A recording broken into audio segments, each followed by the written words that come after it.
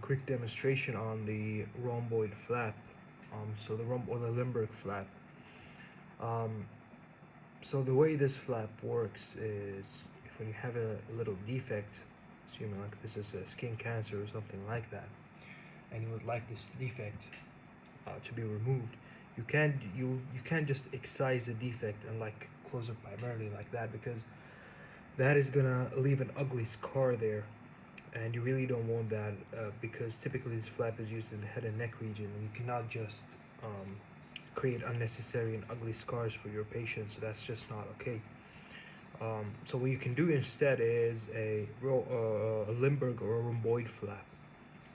And the reason why it's called a rhomboid flap is because once you have your lesion there, you plan your incision in a rhomboid manner around it,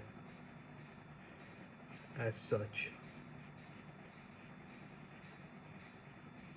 And what you do is that you make sure that each opposite angle is equal to each other. So the angles that are on your longitudinal axis are going to be around 60 degrees, and on your horizontal axis or transverse axis in relation to what you're working with here is going to be around 120 degrees. So that's once you have planned that, you got to also make sure that all the sides are equal, and then you want to extend your incision in the same length of if like one segment of this quadrilateral shape, or like a rhomboid shape, in the same length towards one of the sides, as such. And then what you want to do is basically create another limb coming in this direction, also parallel to the initial limb that you made. And what you're basically trying to create here is another rhomboid shape with the blood supply coming off from here.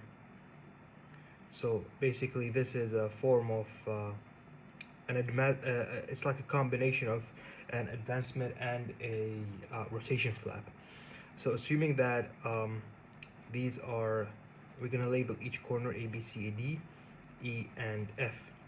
So the way this flap is gonna work, once you extend your incisions here, and you're gonna have to undermine underneath the skin to allow the rotation, you're gonna rotate the flap in this direction here, as demonstrated right here. See the arrow that I'm pointing at? The flap's gonna go this way. So you're gonna connect point E with point A. Point C is gonna go adjacent to point B, and point F is gonna go where C is, as here.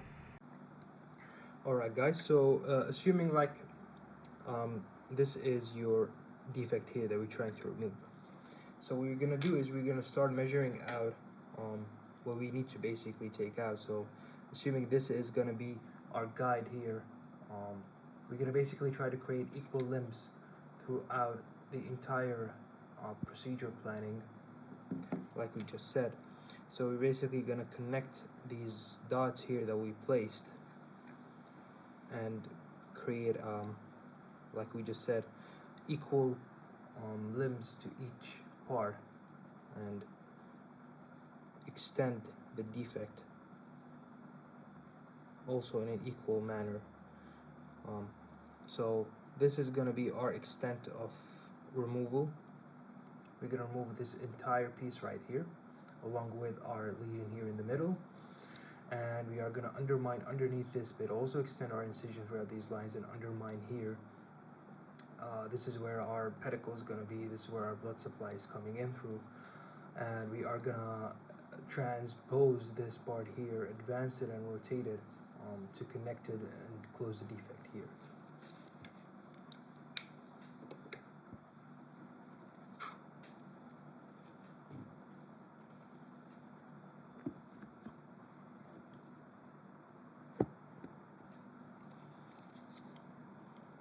Alright, so what I'm using here is a size 11 needle. I prefer for you guys, or for anyone watching this, to practice with a size 15. I'd recommend using a size 15 needle in general.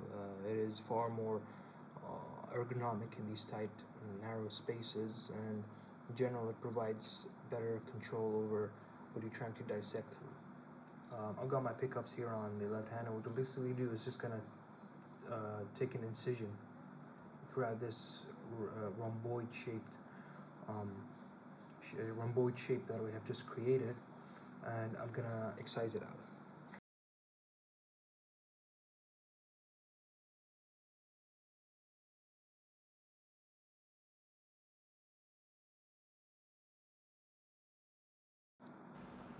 Alright, you can see guys here I'm transposing the flap, and this is the way we're going to close the defect. You just want to pull the flap to the side and just close it primarily with sutures.